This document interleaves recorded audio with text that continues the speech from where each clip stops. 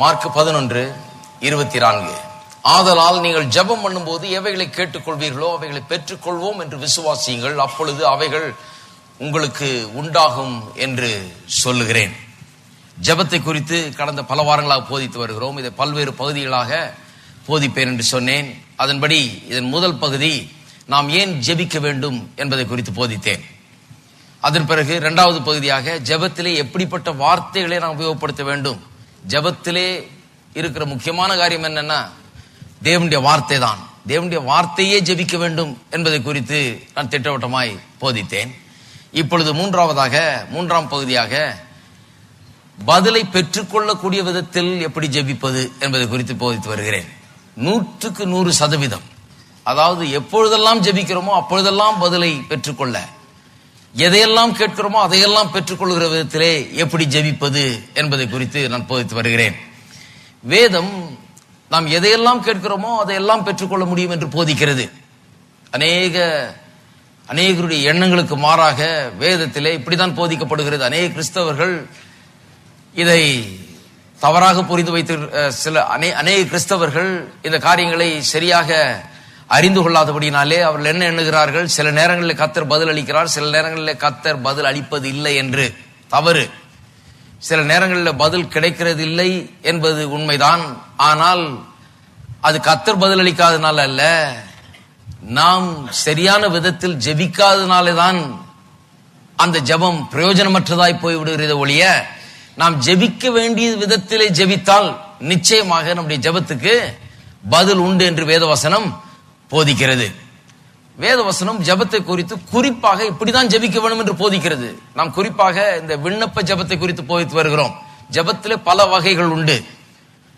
ஆராதிக்க துதிக்க நாம் நேரத்தை செலவிடுகிறோம். அதுவும் ஒரு ஜெப நேரம் தான், ஜெபம் தான். அது prayer of worship and praise என்று சொல்லுகிறோம். கர்த்தரை ஆராதிக்கிறோம், கர்த்தரை துதிக்கிறோம். அவரிடத்துல ஒன்னும் கேட்கல, அவரிடத்துல ஒன்னும் விண்ணப்பிக்கவில்லை, இதை தாரும் அதை தாரும் கேட்டு பெற்றுக்கொள்ள முடியாது ஜெபிக்கவில்லை. கர்த்தரை ஆராதிக்கிறோம், கர்த்தருடைய சமூகத்தில் நேரத்தை செலவழிக்கிறோம். அது வேற விதமான ஜெபம். பிரேயர் ஆஃப் டெடிகேஷன் என்பது நம்மை அர்ப்பணித்து ஜெபிப்பது, கர்த்தருடைய சித்தத்துக்கும் நோக்கத்துக்கும் நம்ம அர்ப்பணித்து ஜெபிப்பது, அது வேற விதமான ஜெபம். அந்த ஜெபம் வேற விதமாய் செய்யப்படுகிறது.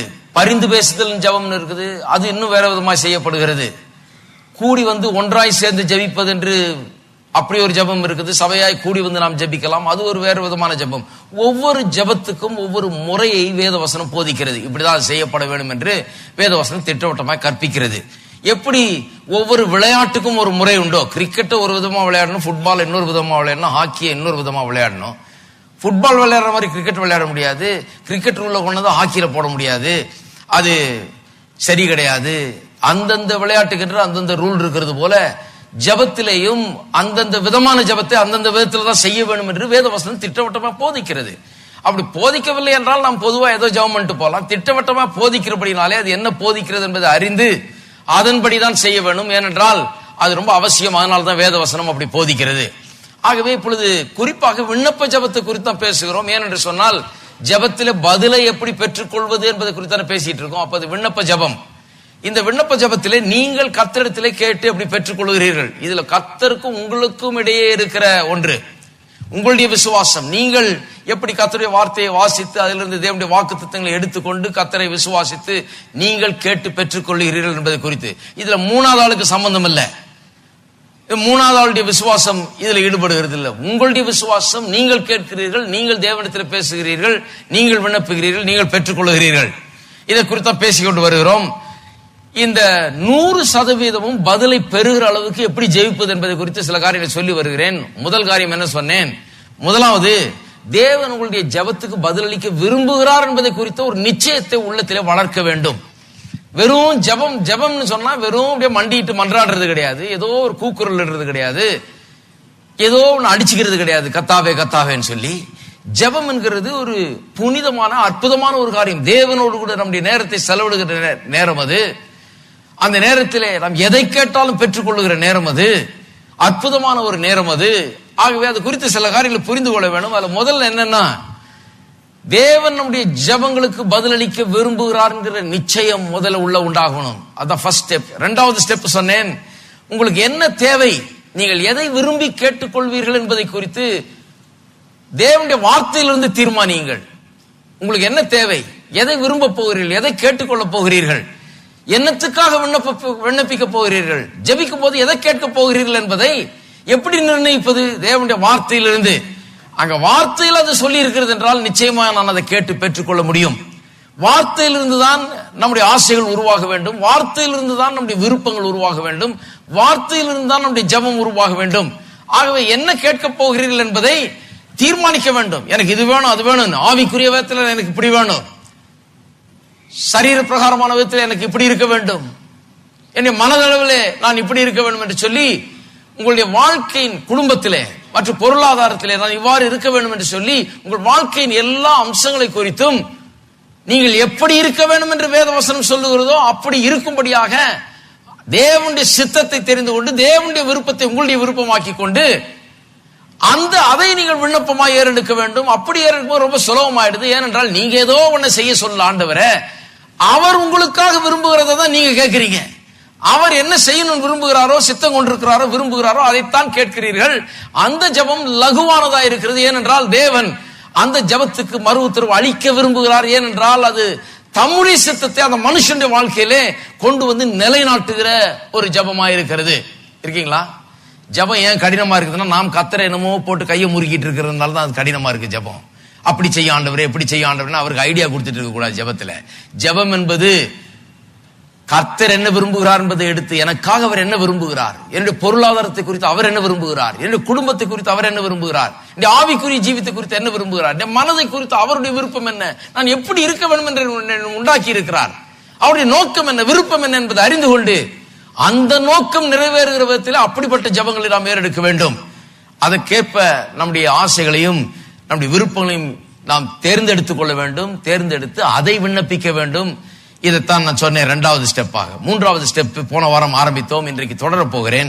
மூன்றாவது ஸ்டெப் என்ன தேவை என்பதை தேவனிடத்தில் கேளுங்கள். நீங்கள் எதை விரும்புகிறீர்களோ அதை தேவனிடத்தில் கேளுங்கள். கேட்டுவிட்டு அதை பெற்று கொண்டோம் என்று விசுவாசிக்க வேண்டும். எல்லாம் சொல்லுங்க, என்னுடைய தேவைகளை கேட்டு அதை பெற்று கொண்டோம் என்று விசுவாசிக்க வேண்டும். நான் இப்போ 24ஆம் வசனத்தில் வாசிக்கும் போது, நீங்கள் ஜெபம் பண்ணும் போது எவைகளை கேட்டுக்கொள்வீர்களோ அவைகளை பெற்றுக் கொள்வோம் என்று விசுவாசியுங்கள் என்று இங்க வாசிக்கிறோம். ஆனால் உங்களுக்கு அநேக வேத மொழிபெயர்ப்பு, ஆங்கில மொழிபெயர்ப்பு சுலபமா வாசித்து காண்பித்தேன். இதுல கிரீக்ல எல்லாம் போக விரும்பல. ஏனென்று சொன்னால் வேத மொழிபெயர்ப்புகளே அநேக நேரத்தில் இதுல இருக்கிற சில தவறுகளை திருத்துகிற வண்ணம் எழுதப்பட்டிருக்கிறது. இப்ப சமீபமா வந்திருக்கிற மொழிபெயர்ப்புகள், அந்த ஆங்கில மொழிபெயர்ப்புல இருந்து நான் வாசித்து காண்பித்தேன். ஒரு மொழிபெயர்ப்பு சொல்றது believe that you receive it. Receive இட்னா ரிசீவ் பண்ணிட்டீங்களா இல்ல பண்ண போறீங்களான்றத பற்றி பெரிய குழப்பமா இருக்குது. ஆனா அநேக மற்ற மொழிபெயர்ப்புகள் இது திட்டவட்டமா எழுதுகிறது, believe that you have received it. இன்னொரு மொழிபெயர்ப்பு திட்டவட்டமா சொல்லுது believe that you have it, பெற்று கொண்டோம் என்று விசுவாசிகள் சொல்லி இருக்குது. இன்னொரு மொழிபெயர்ப்பு அது உங்களுக்கு உண்டாயிருக்கிறது என்பதே விசுவாசிகள் என்று சொல்லி இருக்கிறது. அப்ப நாம் கேட்கிறோம், என்ன கேட்க வேண்டும் என்று தேவனுடைய வார்த்தையிலிருந்தே நம்ம ஒரு முடிவுக்கு வந்துட்டோம், இதெல்லாம் கேட்க போறோம்னு. அப்புறம் அதை கேட்கிறோம், கேட்டுவிட்டு கேட்டவற்றை பெற்றுக் கொண்டோம், அது நம்முடையது என்று நாம் விசுவாசிக்க வேண்டும் என்பதை குறித்து நான் நேற்று போதிக்க ஆரம்பித்தேன். அதைத்தான் போதித்து வருகிறேன்.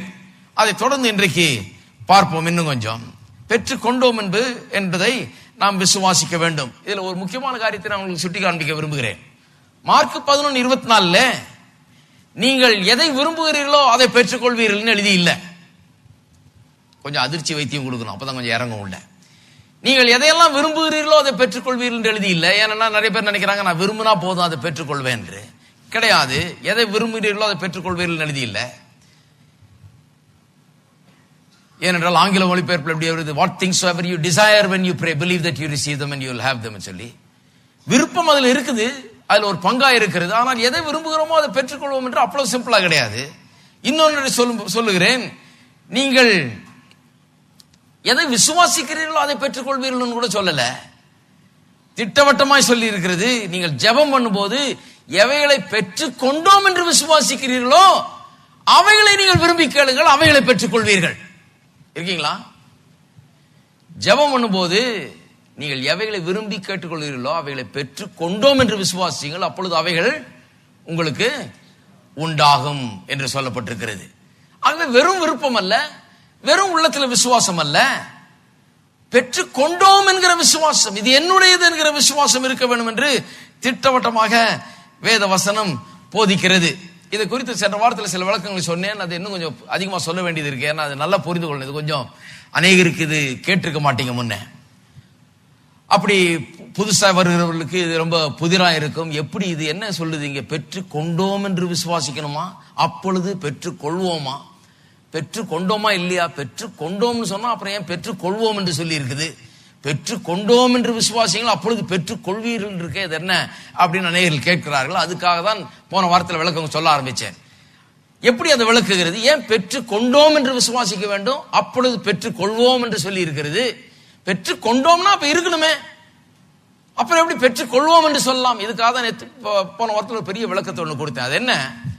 ஆவிக்குரிய உலகம், சரீர பிரகாரமான உலகம் என்று ரெண்டு விதமான உலகம் இருக்கிறது இல்லையா? தேவன் ஆவியா இருக்கிறார், நாம் இந்த சரீரத்தில் இருக்கிறோம், நாம் இந்த பூமியில வாழுகிறோம். தேவன் ஆவியா இருக்கிறார். இந்த சரீர பிரகாரமான இந்த பூமியை யார் உண்டாக்கினது? ஆவியா இருக்கிற தேவன் உண்டாக்கினார். அப்ப ஆவியா இருக்கிற தேவன், இந்த காணக்கூடாத தேவன், இந்த காணக்கூடிய அளவில் இருக்கிறது பூமியை உண்டாக்கினபடினாலே நான் கேட்கிறேன், காணக்கூடாதது பெருசா, காணக்கூடியது பெருசா? காணக்கூடாதுதான் பெருசு. ஏன்? காணக்கூடாதுல இருந்து தான் காணக்கூடியது வந்தது. இந்த காணக்கூடிய உலகம் காணக்கூடாத தேவனிடத்திலிருந்து வந்தது. ஆவிக்குரிய மண்டலத்திலிருந்து உருவானதுதான் இந்த இயற்கை மண்டலம், இயற்கை உலகம் என்பது. ஆகவே இந்த காணக்கூடிய காரியங்களை காட்டிலும் காணக்கூடாத காரியங்கள் அதிக நிச்சயமானவைகள், பெரியவைகள், மகத்துவமானவைகள். ஏனென்றால் அதிலிருந்து தான் எல்லாமே உருவாகி வந்தது என்பதை குறித்து நாம் பார்த்தோம். அப்ப வேதவசனம் சொல்லுகிறது, கர்த்தராகிய இயேசு கிறிஸ்துவின் மூலமாக நம்மை எல்லா விதமான ஆவிக்குரிய ஆசீர்வாதங்களால் நம்மை ஆசீர்வதித்திருக்கிறார். அப்ப ஆவிக்குரிய ஆசீர்வாதங்கள் சொன்னா நான் என்ன சொல்லுகிறேன்? என்னுடைய ஆசீர்வாதங்கள் எல்லாம் ஆவிக்குரிய ரீதியிலே வைக்கப்பட்டிருக்கிறது. ஹலோ, அப்படின்னா என்ன அர்த்தம்? என்னால இப்ப கண்ணில் பார்க்க முடியல, ஐஸ்வர்யம் எனக்கு வைக்கப்பட்டிருக்கிறது. அவர் ஐஸ்வர்யம் உள்ளவராயிருந்தும் என்னுடைய தரித்திரம் நீங்கும்படியாக, என்னுடைய சாபக்கேடுகள் நீங்கும்படியாக, என்னுடைய குறைகள் நீங்கும்படியாக அவர் எனக்கு என் நிமித்தமாக தரித்திரரானாரே என்று எழுதியிருக்கிறது. என் தரித்திரத்தை அவர் சுமந்து தீர்த்துட்டார், அவர் என் தரித்திரத்தை எடுத்து போட்டார், அவருடைய ஐஸ்வர்யம் எனக்கு சொந்தம் சொல்லி இருக்குது. ஆனால் நீங்க சொல்லலாம், ஐயா பாக்கெட்ல ஒண்ணும் இல்லையா, நீங்க என்ன பிரசங்கம் பண்றீங்க? அவர் தரித்திரத்தை எடுத்துக்கிட்டாருன்றீங்க, ஆனா எனக்கு ஒண்ணும் இல்லையே, கையில ஒண்ணும் இல்லையேன்றீங்க. அதுதான் பிரசங்கம் பண்ணிட்டு இருக்க. அப்ப எப்படின்னு நான் என்ன சொல்லுகிறேன்? ஐஸ்வர்யம் உங்களுக்கு உண்டு. எங்கேயா உண்டு? உண்டுனா கையில இல்லையே. கையில இருக்கிறத பற்றி பேசல நானு. ஆவிக்குரிய விதத்திலே தேவன் எல்லா ஆசீர்வாதங்களாலும் ஆவிக்குரிய ரீதியில உங்களை ஆசீர்வதித்து விட்டார். அப்ப ஐஸ்வர்யம் என்கிறது ஆவிக்குரிய ரீதியில அது இருக்கிறது. சுகம் என்கிறது ஆவிக்குரிய ரீதியில இருக்கிறது. அவருடைய தழும்புகளால் நான் குணமானேன் என்று எழுதி இருக்கிறது. என் நோய்களை எல்லாம் அவர் சுமந்து, என் வேதனைகளை எல்லாம் அவர் ஏற்றுக்கொண்டார் என்று வேதவசனம் எழுதுகிறது. நீங்க சொல்லலாம், இல்லையா எனக்கு இன்னும் சுகம் ஆகலையே. அவர் ஏற்றுக்கொண்டார்னு சொல்றீங்க, ஆனா எனக்கு இன்னும் சுகத்தை நான் காணவில்லையே என்று சொல்லலாம். அதான் சொல்லிட்டு இருக்கிறேன், ஆவிக்குரிய ரீதியில இருக்குது. எல்லாமே நமக்கு தேவையான அனைத்துமே ஆவிக்குரிய ரீதியில வைக்கப்பட்டிருக்கிறது. அந்த ஆவிக்குரிய ரீதியில ஏற்கனவே இருப்பவைகளை சரீர ரீதியிலே நாம் கொண்டு வர வேண்டும், பெற்றுக்கொள்ள வேண்டும். இதுக்கு தான் ஜெபம் உபயோகப்படுகிறது. எப்படி பேங்க்ல இருக்கிற பணத்தை செக் எழுதி ரூபா நோட்டா கையில பெற்றுக் கொள்கிறோமோ, அதுபோல ஆவிக்குரிய ரீதியில அங்க இருக்கிறதை நாம் இங்கே கேஷ் பண்ண முடியும், இங்கே நிஜமாய் அதை பெற்றுக்கொள்ள முடியும். இருக்கீங்களா? ஆவிக்குரிய ரீதியில் இருக்குதுன்னு விசுவாசிக்கிறீங்களா? எத்தனை பேர் விசுவாசிக்கிறீங்க? சரி, கொஞ்சம் சந்தேகமா இருக்கவங்களுக்கு நான் சொல்றேன். பேங்க்ல இந்த காலத்துல எல்லாருமே பேங்க் அக்கௌண்ட் வச்சிருப்பீங்க. அதுவும் இங்க வர்றவங்க எல்லாம் வச்சிருப்பீங்க கண்டிப்பா.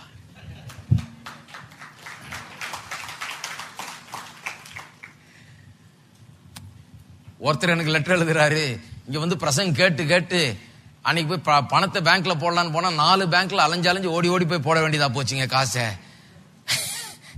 நல்ல பிரச்சனை அது. அப்படிப்பட்ட ஆட்கள்லாம் இருக்கிறாங்க.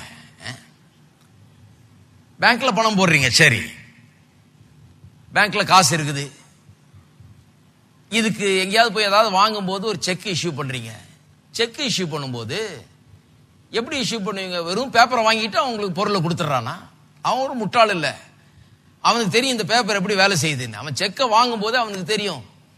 இப்பெல்லாம் சும்மா செக் எழுத முடியாது, சும்மா எழுதுனா உள்ளதான் போய் உட்காரணும், அப்படி சட்டமெல்லாம் வச்சிருக்காங்க. இப்போ வந்து பணம் இருந்தால் தான் செக் எழுதணும். பேங்க்ல பணம் வரும்னு நினைச்சிட்டு எழுத முடியாது, பணம் இருந்தால்தான் எழுத முடியும். சிலர் சொல்றாங்க நான் ஃபெய்த்தில் எழுதிட்டேன் செக்கு, அந்த மாதிரி செக்கில் அது ஃபெய்த் செக் இல்லை, அது ஹார்ட் செக். அது அதெல்லாம் தப்பு. அது பணம் பேங்க்ல இருந்தாதான் இங்க என்ன பண்ண வேணும், செக்க நான் எழுத வேண்டும். பணம் இல்லாம எழுத முடியாது. அப்ப நான் செக்கை எழுதும் போதே நான் என்ன விசுவாசிக்கிறேன், பணம் பேங்க்ல இருக்கிறது என்று விசுவாசிக்கிறேன். எங்க பணம் இருக்குது காமின்னு கேட்டா என்னால ரூபா நோட்ல காமிக்க முடியாது. நான் சப்போஸ் 10 லட்சம் ரூபாய் ஒரு ஆளுக்கு செக் எழுதுறேன்னு வைங்க, அது என்ன மூட்டையில வச்சு எடுத்துட்டு வந்து காமிக்க முடியும்? அவனுக்கு இருக்குப்பா பணம், இந்த 10 லட்சம் இந்தா புடி அப்படிங்கிறோம். ஒரு சின்ன பேப்பர்ல 10 லட்சம் எழுதி கடற்கண்டு கையெழுத்த போட்டு பேர் எழுதி கையில கொடுக்கிறோம். அவனும் அதை நம்பி அதை எடுத்துக் கொள்ளுகிறான். ஏனென்றால் சிஸ்டம் எப்படி வேலை செய்யுதுன்னு அவனுக்கு தெரியுது. இது மெத்தட் எப்படின்னு இதை எடுத்துட்டு போய் பேங்க்ல, அவன் பேங்க்ல போட்டா அந்த பேங்க் வந்து நம்முடைய பேங்க்ல இருந்து கலெக்ட் பண்ணி கொள்வார்கள். இதுதான் சிஸ்டம், இப்படிதான் வேலை செய்யுது என்று அவனுக்கு நன்றாக தெரிகிறது. அன்றாடம் நாம் இப்படிதான் வாழ்ந்து கொண்டிருக்கிறோம். இருக்கீங்களா? அன்றாடம் நாம இப்படிதான் வாழ்ந்து கொண்டிருக்கிறோம். காணக்கூடாத ரீதியில் அந்த பணம் அங்க இருக்குது, இங்க செக்கை எழுதி கொண்டிருக்கிறோம். அவனும் வாங்கி கொள்றான், பணத்தை இன்னும் பார்க்கல, செக்கை தான் பார்த்திருக்கிறான்.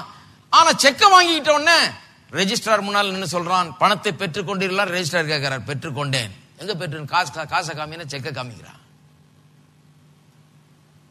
செக்கை கொடுத்துட்டா போதும், பணத்தை பெற்றுக்கொண்டேன்னு சொல்லலாம்.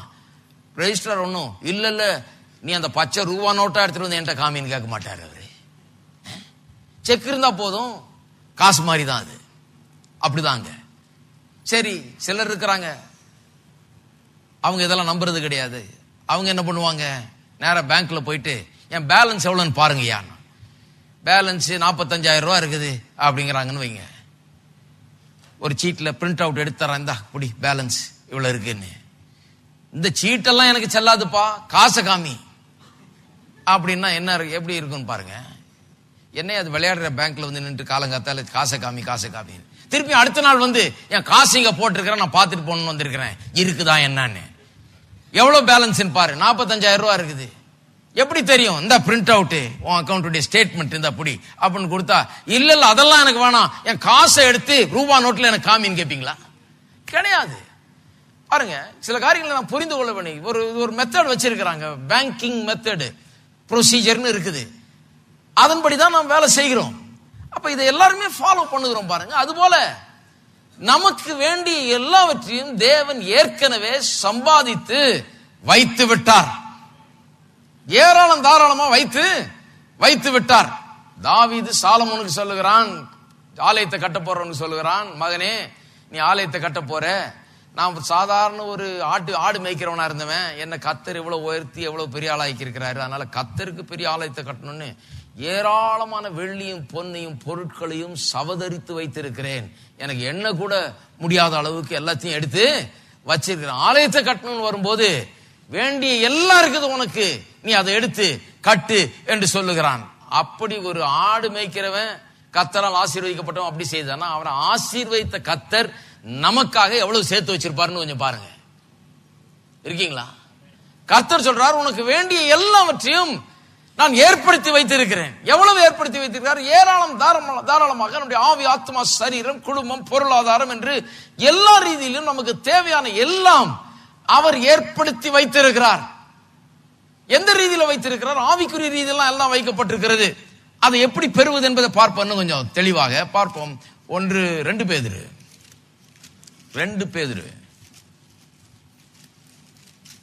1 அதிகாரம் 3-4 வசனம். தம்முடைய மகிமையினாலும் காருண்யத்தினாலும் தம்மை அழைத்தவரை அறிகிற அறிவினாலே ஜீவனுக்கும் தேவ பக்திக்கும் வேண்டிய யாவற்றையும் அவருடைய திவ்ய வல்லமையானது நமக்கு தந்துள்ளதுமன்றி, பாருங்க, ஜீவனுக்கும் தேவ பக்திக்கும் வேண்டிய யாவற்றையும் அவருடைய திவ்ய வல்லமையானது நமக்கு தந்துள்ளதுமன்றி என்ன சொல்லுகிறது? நம்முடைய ஜீவனத்துக்கும் தேவ பக்திக்கும், அதாவது தேவனுக்காக நாம் வாழக்கூடிய வாழ்க்கைக்கு என்னென்ன தேவையோ, நம்முடைய இந்த உலக பிரகாரமான வாழ்க்கைக்கு என்ன தேவையோ, அதாவது ஆவிக்குரிய ஜீவியத்துக்கு வேண்டிய தேவைகள், இந்த உலக பிரகாரமான ஜீவியத்துக்கு வேண்டிய தேவைகள், ரெண்டுத்தையும் அவருடைய திவ்ய வல்லமையானது நமக்கு ஏற்கனவே கொடுத்திருக்கிறது என்று சொல்லுகிறது. தந்தருளினமன்றி, அது கொடுத்தது மட்டுமல்லாமல் அப்படின்னு சொல்லி இருக்குது. கொடுத்து விட்டாராம். எத்தனை பேர் கொடுத்து விட்டாருன்னு விசுவாசிக்கிறீங்க? ஜீவனத்துக்கும் தேவ பக்திக்கும், எல்லாரும் சொல்லுங்க, ஜீவனுக்கும் தேவ பக்திக்கும்.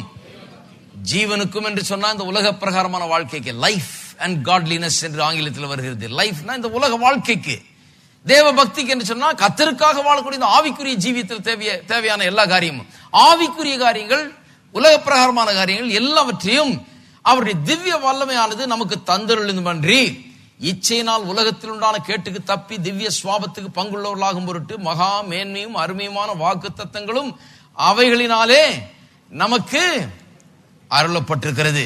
சுருக்கமா சொல்ல போனா வேதம் இப்படி சொல்லுகிறது, ஜீவனுக்கும் தேவ பக்திக்கும் வேண்டிய எல்லாவற்றையும் அவர் தந்திருக்கிறாரா. ஏற்கனவே எப்படி தந்திருக்கிறார்? மகா மேன்மையும் அருமையுமான வாக்கு தத்தங்களினாலே அது நமக்கு கொடுக்கப்பட்டிருக்கிறது. தந்துட்டார் எல்லாவற்றையும். இப்ப வாக்கு தத்தங்களை கொடுத்திருக்கிறார். ஏன் வாக்கு தத்தங்களை கொடுக்கிறார்னு சொன்னா, நாம் வாக்கு தத்தம் பண்ணப்பட்டவைகளை குறித்து அறிந்து கொண்டு நம்முடைய சுகத்தையும், நம்முடைய பலத்தையும், நம்முடைய ஆரோக்கியத்தையும், நம்முடைய ஐஸ்வர்யத்தையும், நம்முடைய பலத்தையும், நமக்கு வேண்டிய எல்லாவற்றையும் நாம் அறிந்து, அதை புரிந்து தெரிந்து கொண்டு, அதை விசுவாசித்து அதை பெற்றுக் கொள்ளும்படியாக இப்படி எல்லாம் வாக்கு தத்தத்தின் வடிவிலே கர்த்தர் கொடுத்து வைத்திருக்கிறார் என்று சொல்லப்பட்டிருக்கிறது. வசனத்தை வாசிக்கும் போது, தேவனுடைய வாக்கு தத்தங்களை வாசிக்கும் போது, தேவன் எனக்காக ஏற்படுத்தி வைத்திருக்கிறவர்களை குறித்த விசுவாசம் எனக்கு உண்டாகிறது.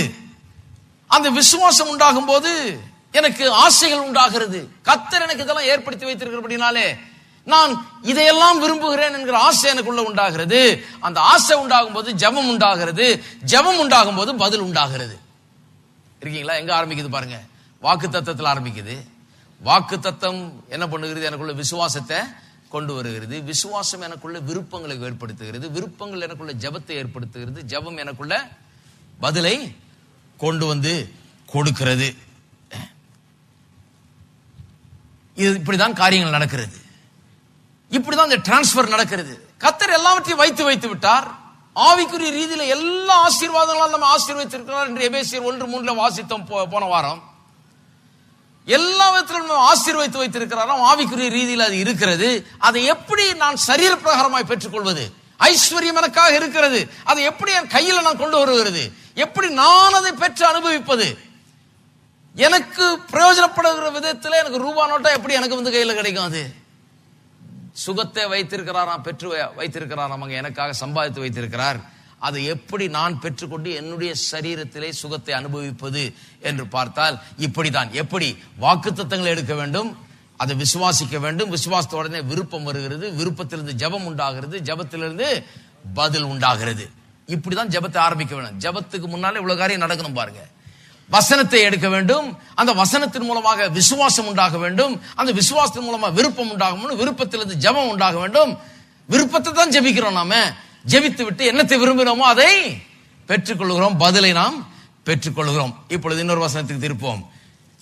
எபிரேயர் 11ஆம் அதிகாரம்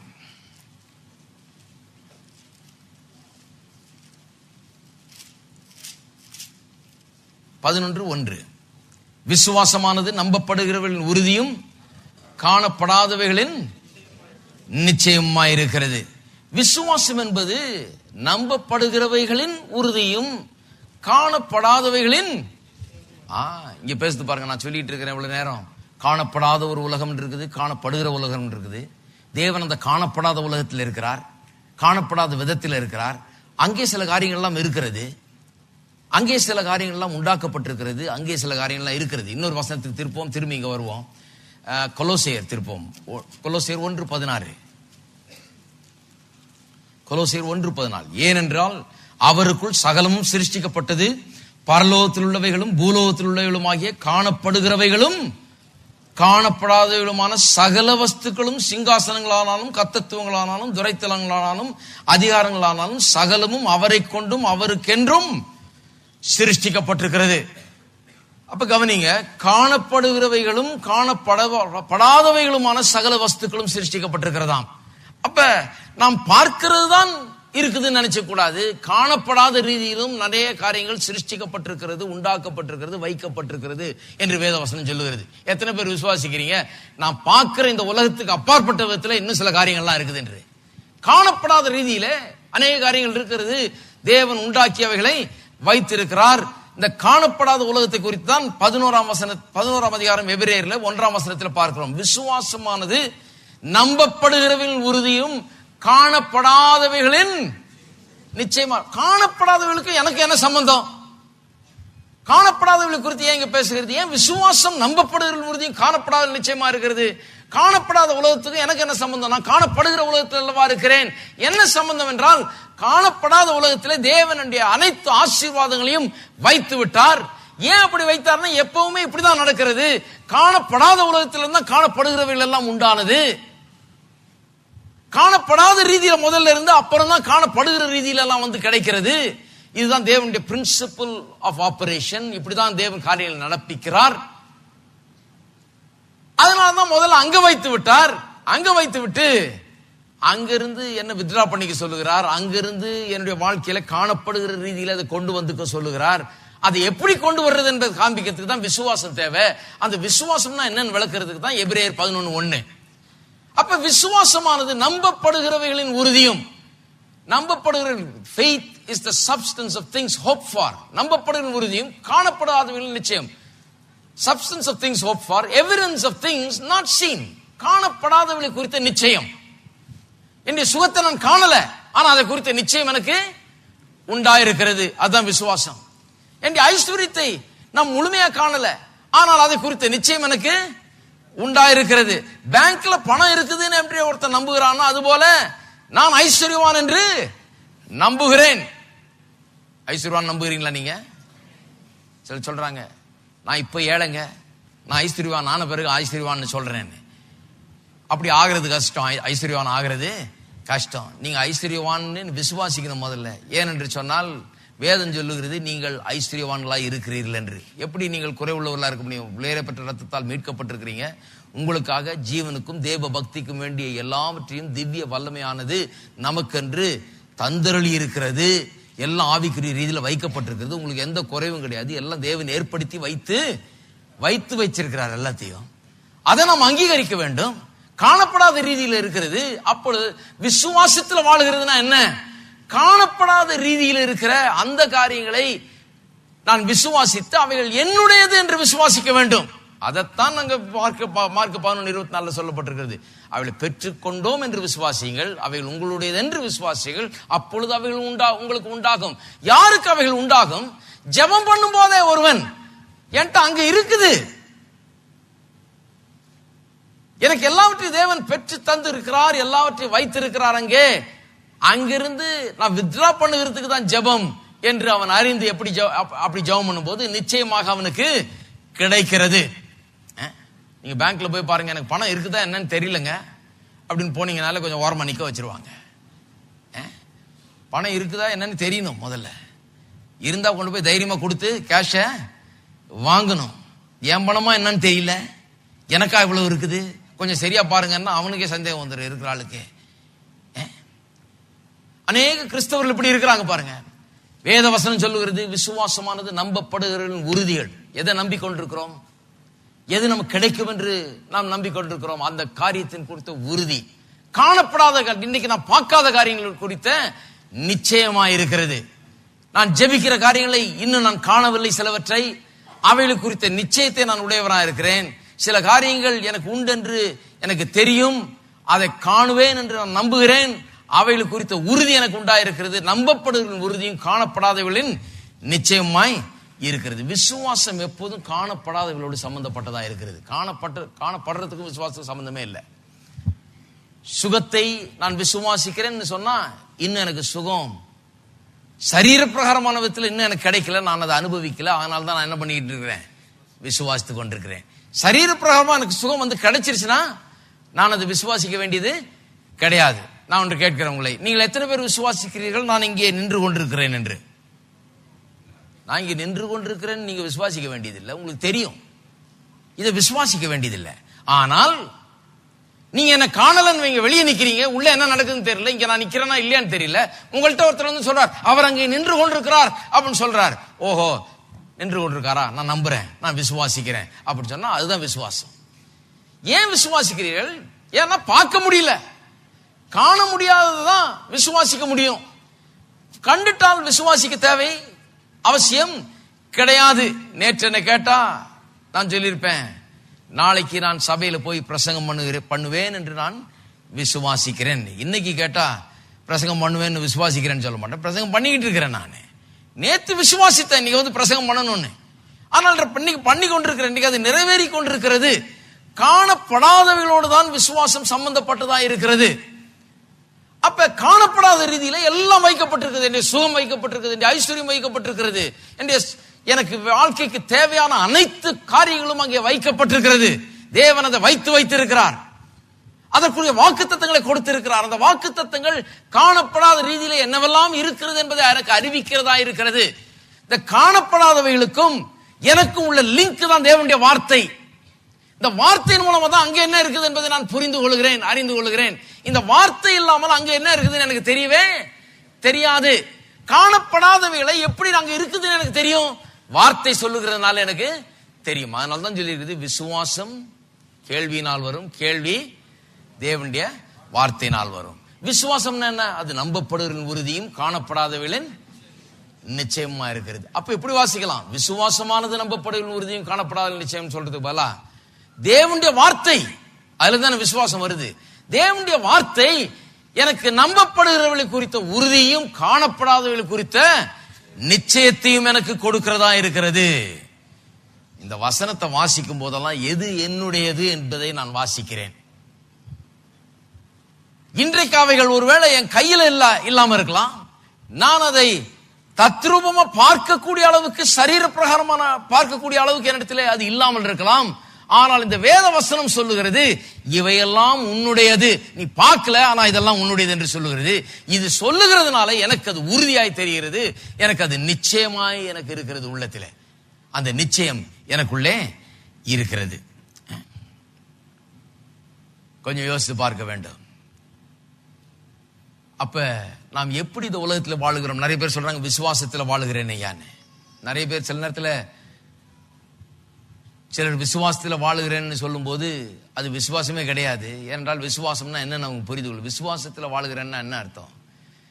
கர்த்தருடைய வார்த்தை எனக்கு என்னவெல்லாம் இருக்கிறது என்று சொல்லுகிறதோ அதை நம்பி நான் வாழுகிறேன். இந்த நிச்சயம் எனக்கு இருக்குது, இந்த உறுதி எனக்கு இருக்கிறது. கர்த்தருடைய வார்த்தை எனக்கு நிச்சயமா என்ன உண்டாயிருக்கிறது என்பதை எனக்கு அறிவிக்கிறதா இருக்கிறது. அது சொல்லுகிறதை நான் விசுவாசிக்கிறேன். அதன்படிதான் என்னுடைய எதிர்பார்ப்புகள் இருக்கிறது. இங்க என்ன சொல்லி இருக்குதோ அதுதான் என்னுடைய வாழ்க்கையில வந்து நடைபெறும் என்று நான் விசுவாசித்து எதிர்பார்த்து கொண்டிருக்கிறேன். இப்படிதான் என்னுடைய வாழ்க்கையை நான் அமைத்துக் கொண்டிருக்கிறேன். அதுதான் விசுவாச வாழ்க்கை. விசுவாச வாழ்க்கை என்கிறது நிறைய பேர் சொல்ற மாதிரி ஏதோ ஒண்ணு இல்லாத ஒரு மாதிரி ஓட்டாண்டித்தனமா இருக்கிறது இல்லை. விசுவாச வாழ்க்கை, விசுவாச வாழ்க்கை என்கிறது தேவன் எனக்காக ஏற்படுத்தி வைத்திருக்கிற அத்தனை காரியங்களும் நான் விசுவாசித்து, நான் ஜெபித்து ஒவ்வொன்றாய் நான் பெற்று அனுபவிக்கக்கூடிய ஒரு வாழ்க்கை தான் விசுவாச வாழ்க்கை என்று வேதவசனம் போதிக்கிறது. ஆகவே விசுவாசமானது நம்பப்படுகிற உறுதியும் காணப்படாதவர்களை குறித்த நிச்சயம். எத்தனை பேருக்கு இன்றைக்கு விசுவாசம் இருக்குது? விசுவாசம் இருக்குதுன்னு சொன்னா அங்க என்ன இருக்குது என்பதை குறித்த உறுதியும் நிச்சயமும் இங்க இருக்குது. எத்தனை பேருக்கு சரீர சுகம் உங்களுக்கு இருக்கிறது என்கிற நிச்சயம் உறுதியும் இருக்கிறது? எத்தனை பேருக்கு ஐஸ்வர்யம் உங்களுக்கு உண்டு என்கிற உறுதியும் நிச்சயம் உங்களுக்குள்ள இருக்குது? வேத வசனம் சொல்லுகிற எல்லாம் தெய்வீக பாதுகாப்பு, நீடிய ஆயுள், இப்படிப்பட்ட சகல ஆசீர்வாதங்களும் என்னுடையது, இவள் எனக்கு சொந்தமானது என்கிற உறுதியும் நிச்சயமும் உள்ளத்திலே இருக்க வேண்டும். எதை உறுதியா நிச்சயமா நம்ம நம்புகிறோமோ அதைத்தான் போய் என்ன பண்ணுவோம், இது என்னுடையது என்று சொல்லி நாம் கேட்போம். ஏன்னா நமக்கு தெரியும் அங்க இருக்குதுன்னு, அது என்னுடையது என்று தெரியும். என்னுடையதுன்னு தெரியறதுனாலதான் போய் கேட்கிறோமோ ஒழிய அதை பற்றி சந்தேகம் இருந்தாலும் நாம் கேட்கவே மாட்டோம். ஆனா அநேகர் பாருங்க, இன்றைக்கு விசுவாசம்னா என்னன்னு புரிந்து கொள்ளாமல், விசுவாசம்னா உறுதி, நிச்சயம். எதை குறித்த நிச்சயம்? காணப்படாத காரியங்களை குறித்த நிச்சயம். ஆனா அநேகருக்கு வந்து இது புரியாதனால தங்களுடைய உணர்ச்சிகளை சார்ந்து இருக்கிறார்கள். அவர்கள் அவங்க என்ன பண்றாங்க? ஜெபம் பண்ணுறாங்க. ஜெபம் பண்ணிட்டு கண்ணை திறந்து பாக்குறாங்க, ஒண்ணும் இல்ல, ஒன்னும் பதில் உண்டாகல, ஒன்னும் ஆன்சர் கிடைச்ச மாதிரி தெரியல. அவங்க பாக்குறாங்க, சரி எனக்கு இன்னும் கிடைக்கல, பதில் கிடைக்கல. அப்ப சுகத்துக்கு ஜெபம் பண்றாங்க. ஜெபம் பண்ணிட்டு எப்படி இருக்கீங்க, ஜெபம் பண்ண பிரதர், இன்னும் அப்படியே தான் இருக்குது பிரதர் அப்படிம்பாங்க. ஏன்னா அந்த காணப்படாதவர்களை குறித்த நிச்சயம் அவர்களுக்குள்ள இல்லை. நம்பப்படுவர்களை குறித்து உறுதி அவர்களுக்குள்ள இல்லை. இல்லாதனால ஜெபத்தை பண்ணிட்டு கேட்டுட்டு அவர்களுடைய பேச்செல்லாம் எப்படி இருக்கும், எண்ணமெல்லாம் எப்படி இருக்கும், அது ஆப்போசிட்டா இருக்கும்.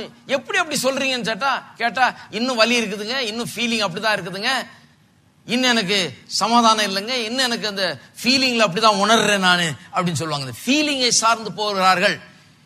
ஃபீலிங் பாருங்க, ஃபீலிங் கர்த்தர் தான் கொடுத்திருக்கிறார் ஃபீலிங்கையும். ஆனா ஃபீலிங் மேற்கொள்ள கூடாது, சத்தியம் தான் மேற்கொள்ள வேணும். சத்தியத்துக்கு ஏற்ற மாதிரி தான் ஃபீலிங் இருக்கணும். ஃபீலிங்கை வச்சு உலகத்துல வாழ முடியாது. கொஞ்சம் யோசித்து பாருங்க. இன்னைக்கு காலையில் எந்திரிச்சு என்ன பண்ணீங்க, இன்னைக்கு போலாமா போக வேணாமா அப்படின்னு சிலர் யோசிக்கிறவங்க இருக்காங்க. கோயிலுக்கு போலாமா போக வேணாம், அதனால தான் இன்னைக்கு இல்லை அவங்க இங்க. இன்னைக்கு போலாமா, என்ன சொல்றீங்க, ஒரு மாதிரி இருக்குதுங்க, வேண்டாங்க, ஒரே வெயிலா இல்லை, இன்னைக்கு எங்க போறதுக்குள்ள எல்லாம் பஸ் எல்லாம் போயிட்டு இருக்கும் போல இருக்கு, இந்நேரம் வேணாம், நல்லா இல்லை, எனக்கு ஒரு வயிறு ஒரு மாதிரி இருக்குது, தலை ஒரு மாதிரி இருக்குது, எனக்கு இங்க வலிக்கிற மாதிரி இருக்குது ஃபீலிங். நீங்க திங்கக்கிழமையில சனிக்கிழமை வரைக்கும் செய்து பாருங்க, வேலை இருக்காது கொஞ்ச நாள்ல.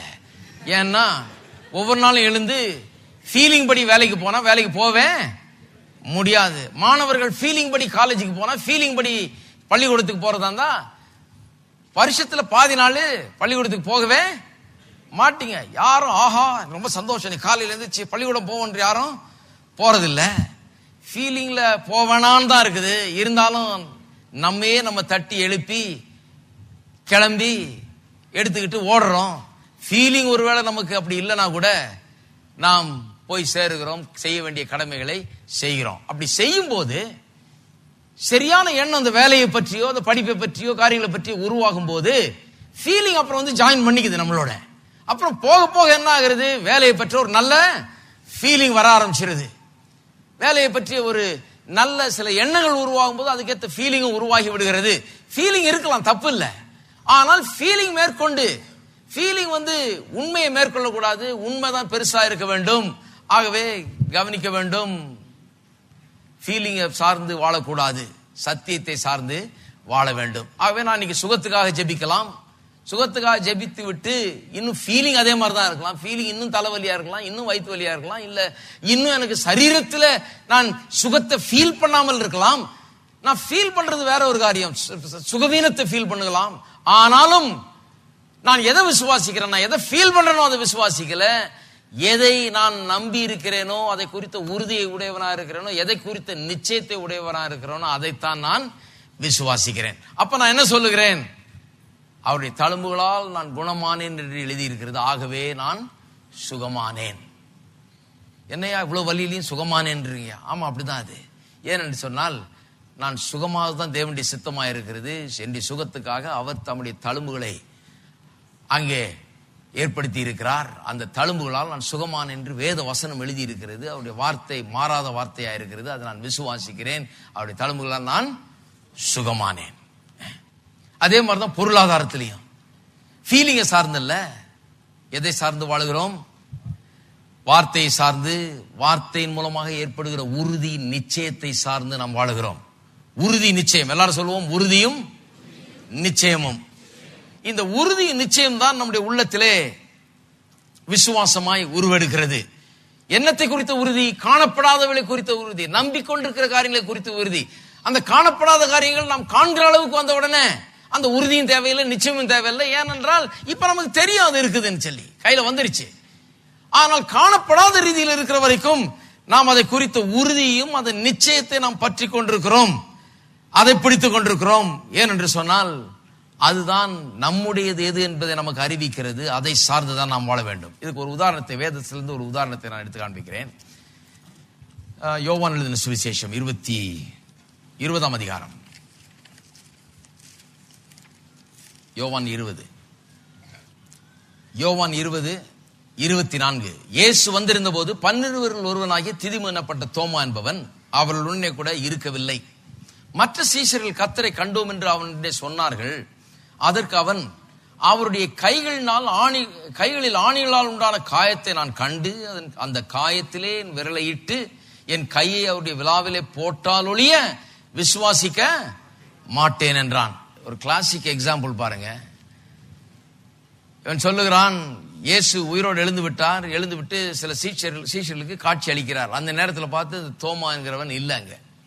அவரெல்லாம் சொல்லுகிறார்கள், வந்தாரையா நாங்க பார்த்தோம், இயேசு உயிரோடு எழுந்துட்டார்னு சொல்லுகிறாங்க. அவன் சொல்லுகிறான், இல்ல அவருடைய கைகளில் ஆணிகளால் உண்டான காயத்தை நான் கண்டு அந்த காயத்திலே என் கை விரலை இட்டு என் கையை அவருடைய விழாவிலே போட்டாலொழியே விசுவாசிக்க மாட்டேன். The sense knowledge. என் கண் அதை பார்க்க வேண்டும், என் கை அதை தொட வேண்டும், என் கண் எதை பார்க்குதோ என் கை எதை தொட்டுதோ அப்புறம் தான் நான் அதை விசுவாசிப்பேன்னு சொல்றான். இவனுக்கு விசுவாசம்னா என்னன்னு புரியல பாருங்க. போட்டாலொழிய விசுவாசிக்க மாட்டேன் என்றான். மறுபடியும் 8 நாளைக்கு பிறகு அவருடைய சீஷர்கள் வீட்டுக்குள்ள இருந்தார்கள். தோமாவும் அவர்களுடனே கூட இருந்தான். கதவுகள் பூட்டப்பட்டிருந்தது. அப்பொழுது இயேசு வந்து நடுவே நின்று உங்களுக்கு சமாதானம் என்றார். பின்பு அவர் தோமாவை நோக்கி, நீ உன் விரலை இங்கே நீட்டி என் கைகளை பார், உன் கையை நீட்டி என் விழாவிலே போடு, அவிசுவாசியாயிராமல் விசுவாசியாய் இரு. சொல்றார், தோமாவே நீ அவிசுவாசியா இருக்காத, விசுவாசியாய் இரு, கையை நீட்டு விழாவில் வை, தொட்டு பார்த்துக்கிறாரு. தோமா அவருக்கு பிரதியோத்திரமாக, என் ஆண்டவரே என் தேவனே என்றான். அதற்கு இயேசு, தோமாவே இதான் ரொம்ப முக்கியம், நீ என்னை கண்டதினாலே விசுவாசித்தாய், காணாதிருந்தும் விசுவாசிக்கிறவர்கள் பாக்கியவான்கள். எத்தனை பேர் காணாதிருந்தும் இயேசுவை விசுவாசித்திருக்கிறீர்கள்? அதைத்தான் சொல்றாருங்க. நான் இயேசு கல்வாரி சிலுவையில மரித்ததை காணவில்லை, அவர் ரத்தம் சிந்ததை பார்த்ததில்லை, அவருடைய விழாவை தொட்டு பார்க்கல, அவரை என் கண்ணால நான் காணவில்லை, இருந்தாலும் நான் அவரை விசுவாசித்திருக்கிறேன். ஏன் அவரை விசுவாசிக்கிறேன்? தேவனுடைய வார்த்தை சொல்லுகிறது, அவர் எனக்காக இந்த உலகத்தில் வந்து பிறந்தார் என்று, அவர் இங்கே வாழ்ந்தார் என்று, அவர் கல்வாரி சிலுவையில் எனக்காக ஜீவனை விட்டார் என்று வேதவசனம் சொல்லுகிறது.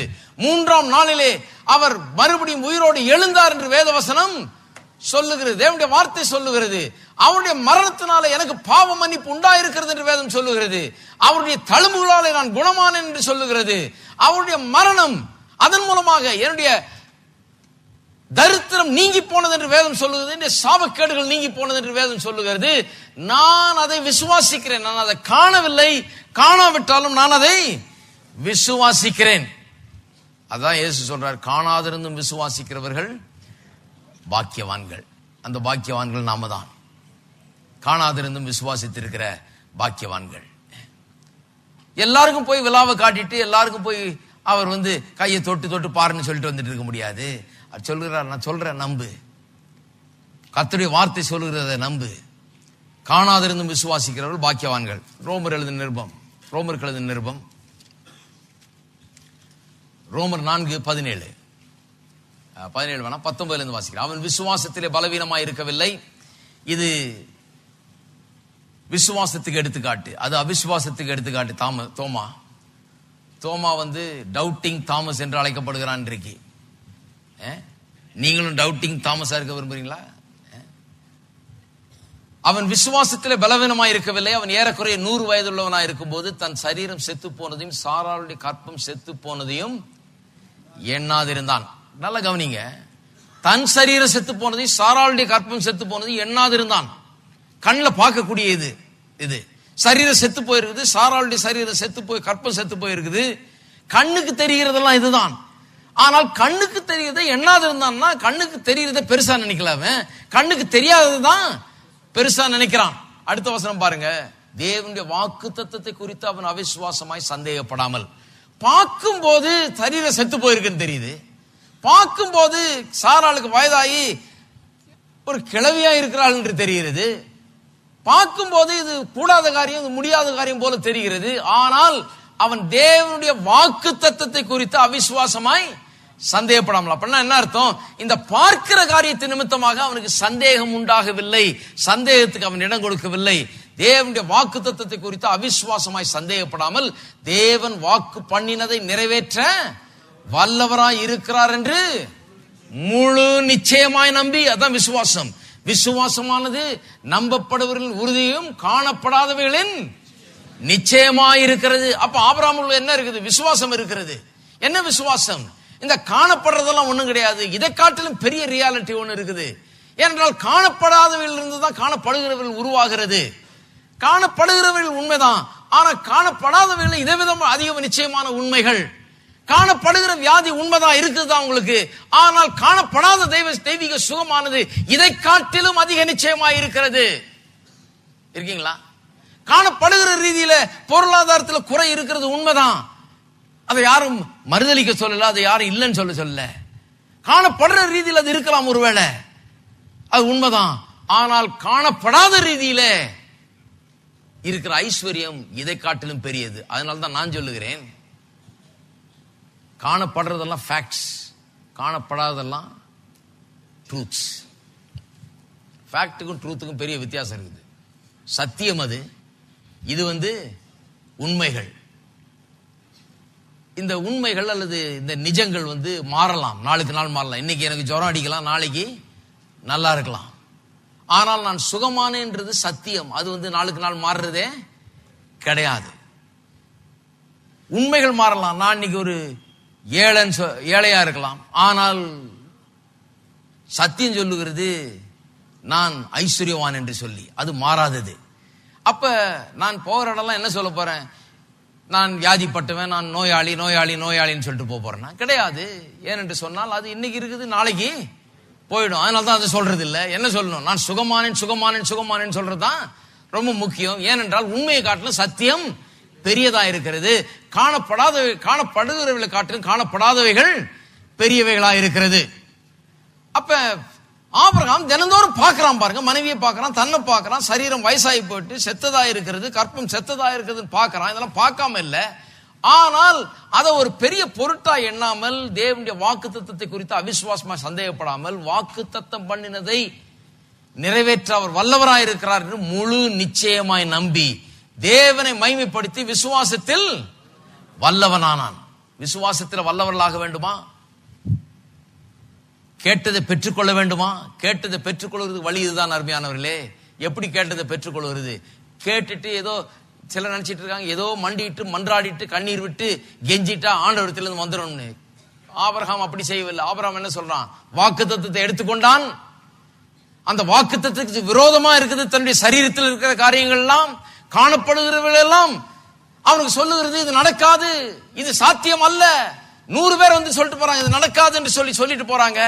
ஆனாலும் இவன் என்ன பண்ணுகிறான்? வாக்குத்தத்தத்தை எடுத்து வைத்துக் கொண்டு அவன் கேட்டதை பெற்றுக்கொள்ளும்படியாக இப்ப என்ன பண்ணுகிறான்? பெற்றுக் கொண்டோம் என்று விசுவாசிக்கிறான். அவன் என்ன பண்ணுகிறான்? தேவன் வாக்குத்தத்தம் பண்ணினதை நிறைவேற்றுவார் என்று முழு நிச்சயமாய் நம்பி பெற்றுக்கொண்டோம் என்று விசுவாசிக்கிறான். இது என்னுடையது என்று விசுவாசிக்கிறான். தேவனுடைய வார்த்தை சொன்னபடினாலே எனக்கு எவ்வளவு வயசான 100 வயசான 200 வயசானாலும் பரவாயில்ல, பெற்றுக்கொண்டோம் என்று நான் விசுவாசிக்கிறேன். கர்த்தர் சொல்லிட்டார், அது மாறாத ஒரு காரியம் என்று சொல்லி அவன் விசுவாசிக்கிறான்.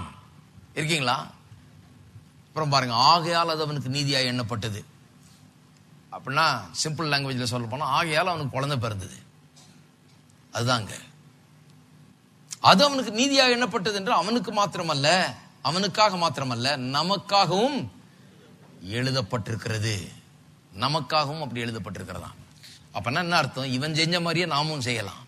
நாமும் தினந்தோறும் நம்முடைய வாழ்க்கையிலே காணப்படுகிற ரீதியிலே எதிர்மறையான சூழ்நிலைகளை பார்க்கிறோம். எதிரான சூழ்நிலைகளை நம்முடைய தொழிலில், நம்முடைய வியாபாரத்தில், நம்முடைய குடும்பத்தில், நம்முடைய பொருளாதாரத்தில், நம்முடைய சரீர சுகம் என்று வரும்போது அதுல எதிர்மறையான சூழ்நிலையில பார்க்கிறோம். எதிர்மறையான சூழ்நிலை பார்த்த உடனே அதை அரவணைத்துக் கொள்ளக்கூடாது, அதை பெரிய ட்ரூத்னு சொல்லி எடுத்துட்டு அதை சத்தியமாக்கிடக்கூடாது. சத்தியம்னு ஒண்ணு இருக்குது, இன்னைக்கு நடந்து கொண்டிருக்கிற உண்மைகள்னு சில இருக்குது. உண்மைகள் மாறலாம், ஆனால் சத்தியம் மாறவே முடியாது. வானம் பூமி ஒளிந்து போனாலும் சத்தியம் மாறாததா இருக்கிறது. ஆகவே என்ன பண்ணணும்? சரி, உண்மைதான், இது இப்படி இருக்குது, சிச்சுவேஷன் இப்படி இருக்குது, ஆனால் கர்த்தருடைய வார்த்தை இப்படி சொல்லுகிறது. ஆகவே கர்த்தருடைய வார்த்தை பெருசா இருக்கிறதுனால இதை நான் முழு நிச்சயமா நம்புகிறேன். இதை நான் முழு நிச்சயமா நம்பல, எதை நம்புகிறேன்? கர்த்தருடைய வார்த்தையை முழு நிச்சயமா நம்புகிறேன் என்று சொல்லி அதை எடுத்துக்கொள்ள வேண்டும். ஆகவேதான் சொல்லி இருக்குது, ஆதலால் நீங்கள் ஜெபம் பண்ணும் போது எவைகளை கேட்டுக்கொள்வீர்களோ, எவைகளை விரும்பி கேட்டுக்கொள்வீர்களோ அவைகளை பெற்றுக் கொண்டோம் என்று விசுவாசியுங்கள், அப்பொழுது அவைகள் உங்களுக்கு உண்டாகும். பெற்று கொண்டோம் என்று விசுவாசியுங்கள் சொன்னா இந்த உறுதியும் நிச்சயத்தையும் உள்ளத்திலே வளர்த்து கொண்டு அதிலே வாழுங்கள். எதை கேட்டீர்களோ அதை பெற்று கொண்டோம் என்று விசுவாசியுங்கள். உறுதியோடு நிச்சயத்தோடு இருங்கள். அப்படின்னா எப்படி இருக்கணும்? போற வரப்பெல்லாம் சொல்லு, கர்த்தருக்கு ஸ்தோத்திரம், நான் சுகமானேன், நான் சுகமானேன், நான் சுகமானேன், நான் சுகமானேன் என்று சொல்லிக் கொண்டிருக்க வேண்டும். என்று தேவையெல்லாம் அவர் தம்முடைய ஐஸ்வர்யத்தின்படி எனக்கு சந்திக்கிறார். எனக்கு நிறைவுதான், எனக்கு குறைவே இல்லை. கர்த்தர் என்னுடைய மெய்ப்பராய் இருக்கிறார், நான் தாழ்ச்சி அடையேன். இதை பேசிக் கொண்டிருக்க வேண்டும். இதை பேசிக் கொண்டிருக்கும் போது என்னத்தை வெளிப்படுத்துகிறோம்? நமக்குள்ள இருக்கிற விசுவாசத்தை வெளிப்படுத்துகிறோம். எனக்கு இல்லை இல்லை இல்லை, எனக்கு வியாதி வியாதி வியாதி, நான் நோயாளி நோயாளி நோயாளின்னு சொல்லிட்டு போனா நாம் எதை வெளிப்படுத்துகிறோம்? நம்ம கர்த்தர் சொல்ற வார்த்தையில கொஞ்சம் கூட எனக்கு நம்பிக்கையே இல்லை என்று சொல்லி நாம் சொல்லி கொண்டிருக்கிறோம். அது மட்டும் இல்லாமல் தோமா மாதிரி நான் கண்ணால கண்டு என் விரலை வச்சு பார்த்து நான் தொட்டாலொழிய நான் விசுவாசிக்க மாட்டேன் என்று சொல்லி அப்படி சொல்லிட்டு இருக்கிறோம். கர்த்தர் சொல்றாரு, நீ காணாமல் விசுவாசித்தால் நீ பாக்கியவானா இருப்பாய், உனக்கு அப்படிதான் அந்த ஆசீர்வாதம் வந்து கிடைக்க போகிறது என்று சொல்லுகிறார். அருமையானவர்களே, சற்று எண்ணி பார்க்க வேண்டும். விசுவாசம் என்றால் நம்பப்படுவதின் உறுதி, காணப்படாதவர்களின் நிச்சயமாயிருக்கிறது. அந்த நிச்சயத்தை உள்ள வளர்க்க வேண்டும். ஜெபம் என்கிறது ஏதோ ஒரு மாம்சீக முயற்சி கிடையாது. ஏதோ போட்டு பிறண்டு உளுந்து கண்ணீர் விட்டு போராடி என்னத்தையோ பண்றது கிடையாது. ஜெபம் என்கிறது தேவனிடத்தில் விசுவாசத்தோடு வருகிறோம், வாக்கு தத்தங்களை எடுத்துக்கொண்டு வருகிறோம், அவர் நமக்காக வைத்திருக்கிறவர்களை விசுவாசித்து வருகிறோம், அவைகளை கேட்கிறோம், அவைகள் நம்முடையது என்று விசுவாசிக்கிறோம். அப்பொழுது அவைகள் நமக்கு உண்டாகும். அப்ப நான் கேட்ட பிறகு திரும்ப திரும்ப கேட்டுட்டு இருக்கிறது இல்ல. இந்த விண்ணப்ப ஜெபத்துல நான் திரும்ப திரும்ப கேட்டதையே கேட்டுட்டு இருக்கல. இன்னைக்கு கேட்டுட்டு அடுத்த நாள், ஆண்டவரே நேத்து கேட்டேன், ஆனா உங்களுடைய காதுல அது கேட்டது போல தெரியல, இன்னும் எனக்கு வந்து கிடைக்கல ஆண்டவரே, ஆகவே இன்னொரு தடவை இன்னைக்கும் கேட்டுறேன்னு சொல்லி 100 தடவை ஜெபம் பண்ணிட்டு இருக்க கூடாது. நேத்து கேட்டா நேத்தோட விட்டுறணும். அடுத்த நாள் எந்திரிச்சு என்ன பண்ணணும்? எந்திரிச்ச உடனே சூழ்நிலையெல்லாம் எதிர்மாறா இருக்கும். நான் சொல்றேன், கண்டிப்பா பிசாசானவன் வந்து இந்த சூழ்நிலையை வச்சுதான் வேலை செய்யறான். அவன் நீங்க எதை விசுவாசித்து கேட்கிறீர்களோ அதை நீங்க பெற்றுக்கொள்ள முடியாது, இது ஆகாது, கூடாதுங்கிறது போல சூழ்நிலை உருவாக்குவான். நீங்க என்ன பண்ணணும்? எந்திரிச்ச உடனே கர்த்தரை ஸ்தோத்திரிக்கணும். கர்த்தாவே உமக்கு ஸ்தோத்திரம், உடைய வாக்கு தத்தங்கள் எல்லாம் ஆம் என்றும் ஆமேன் என்றும் இருக்கிறபடியால் உமக்கு ஸ்தோத்திரம். கிறிஸ்து இயேசுவின் மூலமாக இவைகள் எல்லாம் என்னுடையதா இருக்கிறபடியால் உமக்கு ஸ்தோத்திரம். எனக்கு குறைவே இல்லை. இன்றைக்கு பார்க்கிற காரியங்கள் எல்லாம் ஒளிந்து போகக்கூடிய காரியங்கள், ஆனால் உடைய வார்த்தையோ ஒளிந்து போகாத வார்த்தை. உடைய வார்த்தை சொல்லுகிறது, என் தேவையெல்லாம் உம்முடைய ஐஸ்வர்யத்தின்படி சந்திப்பீர் என்று சொல்லி இருக்கிறது. உடைய வார்த்தை சொல்லுகிறது, நான் உடைய தழும்புகளாலே குணமானேன் என்று சொல்லி இருக்கிறது. ஆகவே டாக்டர் சொன்னது, ஆஸ்பத்திரி சொன்னது, லெபார்டரி சொன்னது இதெல்லாம் வந்து உண்மையா இருக்கலாம், ஆனால் சத்தியம் சொல்லுகிறது நான் சுகமானேன் என்று.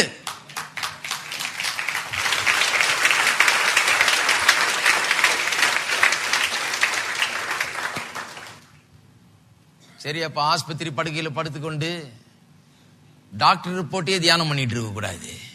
இப்படியே வாசித்துக்கிட்டு அந்த ரிப்போர்ட்டை பார்த்துட்டு ஒரு ஓரமா வச்சுட்டு இந்த ரிப்போர்ட்டை கையில் எடுக்கணும். அதனால்தான் ஏசாயா தீர்க்கதரிசி சொல்லுகிறார், who has believed our report. ஏசாயா 53ஆம் அதிகாரத்திலே ஏசாயா இப்படி சொல்லுகிறார், எங்கள் மூலமாய் கேள்விப்பட்டதை விசுவாசித்தவன் யார்? டாக்டர் மூலமா கேள்விப்பட்டது விசுவாசத்தவங்க நிறைய பேர் இருக்கிறாங்க. பேங்க் மூலமா கேள்விப்பட்டது விசுவாசத்தவங்க நிறைய பேர் இருக்கிறாங்க. ஸ்டாக் எக்ஸ்சேஞ்சில இருந்து கேள்விப்பட்டதெல்லாம் விசுவாசத்தவங்க நிறைய பேர் இருக்கிறாங்க. நிதி மந்திரி சொன்னதெல்லாம் விசுவாசத்தவங்க நிறைய பேர் இருக்கிறாங்க. எங்கள் மூலமாய் கேள்விப்பட்டதை விசுவாசித்தவன் யார்? ஹலோ, இருக்கீங்களா? எங்கள் மூலமாய் கேள்விப்பட்டதை விசுவாசித்தவன் யார்? கர்த்தருடைய புயம் யாருக்கு வெளிப்பட்டது? புயம்னு சொன்னா ஆம், கரம். கர்த்தருடைய புயம் என்று சொன்னால் ஆம். To whom has the arm of the Lord been revealed? கர்த்தர் யாருக்கு எல்லாவற்றையும் பண்ணி இருக்கிறாரு பாருங்க. கர்த்தர் ஒரு விரலை வச்சு சில காரியங்களை பண்ண முடியும். எத்தனையோ காரியங்கள் பூமி அப்படி இங்கிருந்து அப்படி நகர்த்தி வைக்க முடியும். ஒரு விரல் போதும் அவருக்கு, ஒன்றும் தேவையில்லை. ஒரு விரல்லே எல்லாத்தையும் அசைக்கலாம். கர்த்தர் ஒரு பெரிய வல்லமை எக்ஸர்ட் பண்ண வேண்டியதில்லை. அப்பேற்பட்ட வல்லமை உள்ள தேவன் தம்முடைய முழு கரத்தையும், ஆம்னா இங்க இருந்து இங்க வரைக்கும் அவ்வளத்தையும் உபயோகப்படுத்தி இருக்காராம் எனக்காக. அவருடைய புயத்தை எனக்காக உபயோகப்படுத்தி இருக்கார். எனக்காக ரொம்ப அதிகமாகவே செய்திருக்கிறார். அவர் வார்த்தை சொன்ன அப்படியே நடக்கும். அப்பேற்பட்ட ஒரு தேவன் எனக்காக தம்முடைய முழு பலத்தை அவர் உபயோகப்படுத்திருக்கிறார். அதனால்தான் எபேசியர் 1 19 நாம் வாசிக்கிறோம். இவைகளை புரிந்து கொள்வதற்கு நம்முடைய மனக்கண்கள் திறக்கப்பட வேண்டும். தேவன் கிறிஸ்து இயேசுவின் மரணத்தின் மூலமாக, அந்த பாடுகள் மூலமாக, உயிர்த்தெழுதல் மூலமாக என்ன செய்திருக்கிறார் என்பதை புரிந்து கொள்வதற்கு நம்முடைய மனக்கண்கள் திறக்கப்பட வேண்டும் என்று அப்போஸ்தலனாகிய பவுல் அங்கே நமக்கு போதிக்கிறார். ஏன்? அங்க பண்ணதை நாம் இன்னும் புரிந்து கொள்ளல. அதை புரிந்து கொண்டோம் என்றால் நாம் நமக்காக என்ன வைக்கப்பட்டிருக்கிறது என்பதை நாம் அதிகமாய் விசுவாசிப்போம். அப்ப எந்திரிச்ச உடனே, நேற்று ஜெபம் பண்ணி இருக்கிறோம், இன்னைக்கு எந்திரிச்ச உடனே சூழ்நிலையெல்லாம் எதிர்மாறா இருக்கிறது. ஆனால் நாம் பெற்றுக்கொண்டோம் என்று விசுவாசிக்கிறோம். அதை தவிர வேற எதையும் பேசவே கூடாது. என்னத்தை பேசுகிறோம்? விசுவாசத்தை தான் பேசுகிறோம். நான் சுகமானேன், என் தேவைகள் சந்திக்கப்பட்டது, எனக்கு நிறைவு உண்டாயிருக்கிறது, எனக்கு குறைவே கிடையாது, கர்த்தருடைய நாமத்திலே எல்லாம் எனக்கு சொந்தமாக இருக்கிறது என்பதை நாம் தொடர்ந்து பேச வேண்டும். அப்படி பேசும்போதுதான் எவைகளை அப்படி விசுவாசிக்கிறோமோ அவைகளை தான் பெற்றுக்கொள்ள போகிறோம். இருக்கீங்களா? நான் வெறும் விரும்பினதை பெற்றுக்கொள்ள போறதில்லை, நான் வெறும் கேட்டதை பெற்றுக்கொள்ள போறதில்லை. நாம் எவைகளை பெற்றுக்கொண்டேன் என்று விசுவாசிக்கிறோனோ அவைகளை தான் பெற்றுக்கொள்ள போகிறேன். ஏன் என்று சொன்னால், ஜெபம் பண்ணி முடிச்ச உடனே பெற்றுக்கொள்ள மாட்டேன் என்று சொல்லுகிறதுக்கு 1000 சத்தங்கள் கேட்கிறது. இல்ல இல்ல நடக்காதுன்னு சொல்றது 1000 சத்தம் கேட்குது. அதையும் மீறி நான் விசுவாசிக்கிறேன். ஆபிரகாமை போல, ஆபிரகாமுக்கு 1000 பேர் வந்து சொல்லிருப்பான். என்ன சொன்னாரு? கர்த்தர் வாக்கு தத்தம் கொடுத்தாரா? என்ன பைத்தியமா பிடிச்சிருக்கு? கர்த்தரா பேசியிருக்காரு, 100 வயசாச்சே, அறிவு வேணாமான்னு கேட்டிருப்பாங்க எல்லாரும். ஆனால் அவன் விசுவாசிக்கிறான். கர்த்தர் வாக்கு தத்தம் பண்ணினதை நிறைவேற்றுவார் என்று முழு நிச்சயமாய் நம்பி தேவனை மைமைப்படுத்தி விசுவாசத்திலே வல்லவனானான். நாளுக்கு நாள் விசுவாசத்தில் வல்லவனானான். அது அவனுக்கு அப்படியே உண்டாயிற்று. அருமையானவர்கள், நான் சொல்லுகிறேன், நீங்களும் கேளுங்கள். உங்களுக்கு என்ன தேவையோ அவைகளை தேவனுடைய வார்த்தையிலிருந்து எடுத்து கேளுங்கள், விண்ணப்பியுங்கள். விண்ணப்பித்து விட்டு அவளை பெற்றுக்கொண்டோம் என்று விசுவாசியுங்கள். ஆபிரகாமை போலவே நில்லுங்கள். தினந்தோறும் சரீரம் செத்ததையும் கற்பம் செத்து போனதையும் அதையும் பார்க்க வேண்டாம். எதை பார்க்க வேண்டும்? கர்த்தர் என்ன சொன்னார் என்பதை பார்த்து கொண்டே இருக்க வேண்டும். அதை பேசிக்கொண்டே இருக்க வேண்டும். அதை உறுதிப்படுத்திக் கொண்டே இருக்கணும். அந்த நிச்சயத்தில் அதிகமாக வளர்ந்து கொண்டே இருக்க வேண்டும். அப்பொழுது அவைகள் உங்களுக்கு உண்டாகும். எத்தனை பேர் சொல்றீங்க உங்களுக்கு உண்டாகும் என்று? எல்லாம் எழுந்து நிற்போம். எல்லாரும் எழுந்து நின்று கரங்களை தட்டி கர்த்தரை ஸ்தோத்திரிப்போம்.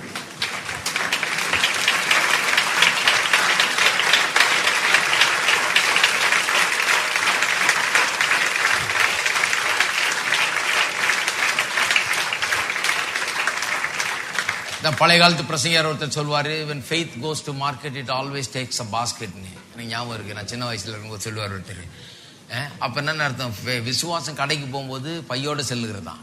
ஏன்னா கடைக்கு போய் கிடைக்குதான்னு பார்த்துட்டு வரலான்னு போல, போய் கொண்டு வரலான்னு போகுது.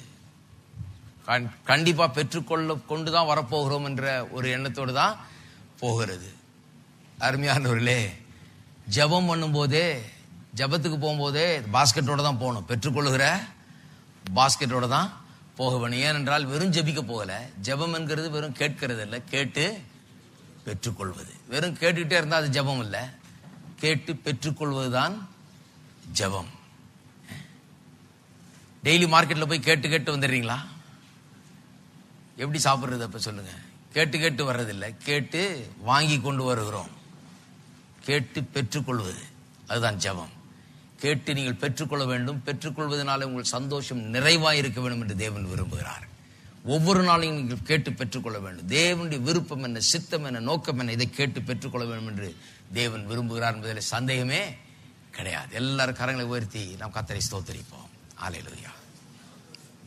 ஸ்தோத்திரம், ஸ்தோத்திரம் கர்த்தாவே, ஸ்தோத்திரம், ஸ்தோத்திரம் தேவனே.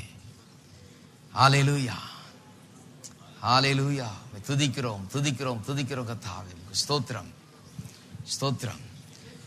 எல்லாரும் நாம் சொல்லுவோம், நான் எதையெல்லாம் கேட்கிறேனோ அதையெல்லாம் அவருடைய சித்தத்தின்படி கேட்டால் அதை பெற்றுக்கொள்வோம் என்கிற நிச்சயம் எனக்கு உண்டாயிருக்கிறது. நான் கேட்டுக்கொள்கிறதெல்லாம் வாக்கு தத்தத்தின்படி கேட்கிறேன். ஆகவே கேட்கும் போதே அதை பெற்றுக் கொண்டோம் என்கிற நிச்சயம் எனக்குள்ளே உண்டாயிருக்கிறது. நான் கேட்கிற எதையும் பெற்றுக்கொள்ளுகிறவன், கேட்கிற எல்லாவற்றையும் பெற்றுக்கொள்ளுகிறவன். விசுவாசம் எனக்கு அந்த உறுதியும் நிச்சயம் கொடுக்கிறது. எனக்குள்ளே நான் கேட்ட காரியங்களை குறித்த உறுதியும் நிச்சயம் உண்டாயிருக்கிறது. அதை பெற்றுக்கொண்டே தீருவேன். ஹல்லேலூயா.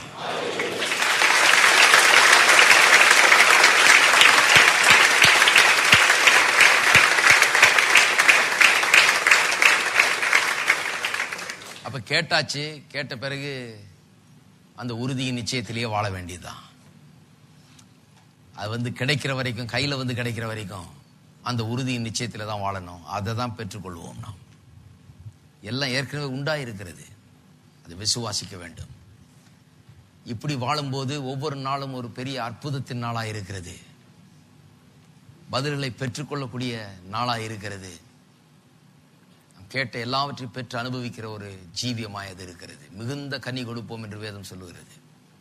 நீங்கள் அப்படி மிகுந்த கனி கொடுக்க வேண்டும் என்று தேவன் விரும்புகிறார். எங்கள் அன்பின் பிதாவே, கர்த்தராகிய இயேசுவின் நாமத்தில் வருகிறோம். காலை வேளையிலும் ஸ்தோத்திரிக்கிறோம், துதிக்கிறோம். நீர் எங்களுக்காக ஏற்படுத்தி வைத்திருக்கிறவர்கள் கண் காண்டதில்லை, காதுகள் கேட்டதில்லை, இருதயங்கள் அவைகள் புரிந்து கொண்டதில்லை.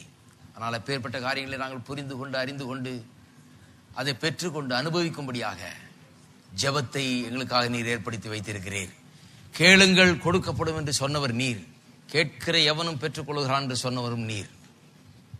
ஜெபம் பண்ணும்போது எவைகளை விரும்பி கேட்கிறீர்களோ அவளை பெற்றுக்கொள்வோம் என்று, பெற்றுக்கொண்டோம் என்று விசுவாசியுங்கள், அப்பொழுது அவைகள் உங்களுக்கு உண்டாகும் என்று சொல்லி இருக்கிறவர் நீர்.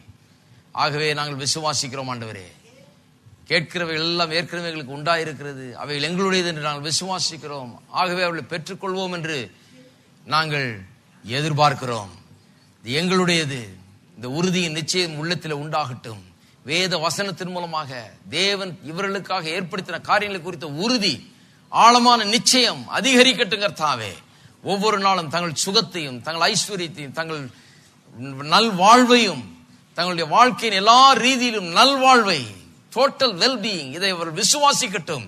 ஒவ்வொருவரும் அதை விசுவாசிக்கட்டும். குடும்ப வாழ்க்கை குறித்து சொல்லி இருக்கிற எல்லாவற்றையும் விசுவாசிக்கட்டும். அது அவர்களுடையது என்று விசுவாசிக்கட்டும். தேவனுடைய ஆசீர்வாதங்கள் எல்லாம் அவர்களுக்கு ஆம் என்றும் ஆமேன் என்றும் இருக்கிறது என்பதை அவர்கள் முழு நிச்சயத்தோடு உறுதியாய் உள்ளத்திலே நம்பட்டும் கர்த்தாவே.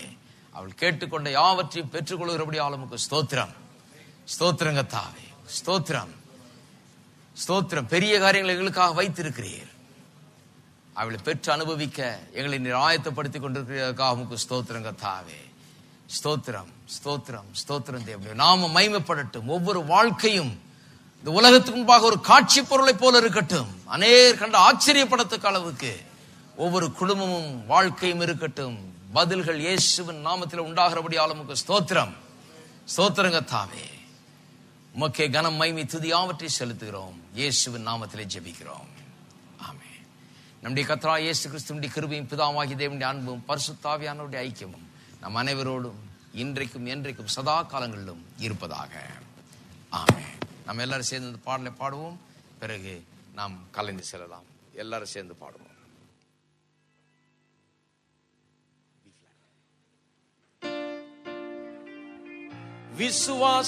விசுவாசித்தால் பெற்றுக் கொள்வாய், உன் கண்ணீர் கவலையா வல்லவரே. இயேசுவை நீ நம்பி ஜெபித்தால் வென்றிடலாம் புவியினை. விசுவாசித்தால் பெற்றுக் கொள்வாய், உன் கண்ணீர் கவலை மாற்றிட நல்லவர் வல்லவரே. ஆம் என்றும் மாறாத இயேசுவை நீ நம்பி ஜெபித்தால் வென்றிடலாம் புவியினை. விசுவாசித்தால் பெற்றுக் கொள்வாய், உன் கண்ணீர் கவலை மாற்றிட நல்லவர் வல்லவரே. ஆம் இன்னும் மாறாத இயேசுவை நீ நம்பி ஜெபித்தால் வென்றிடலாம் புவியினை. விசுவாசித்தால் கர்த்தர் ஆசீர்வதிப்பார். விசுவாசித்தால் பெற்றுக் கொள்வாய். உன் கண்ணீர் கவலை மாற்றிட நல்லவர் வல்லவரே.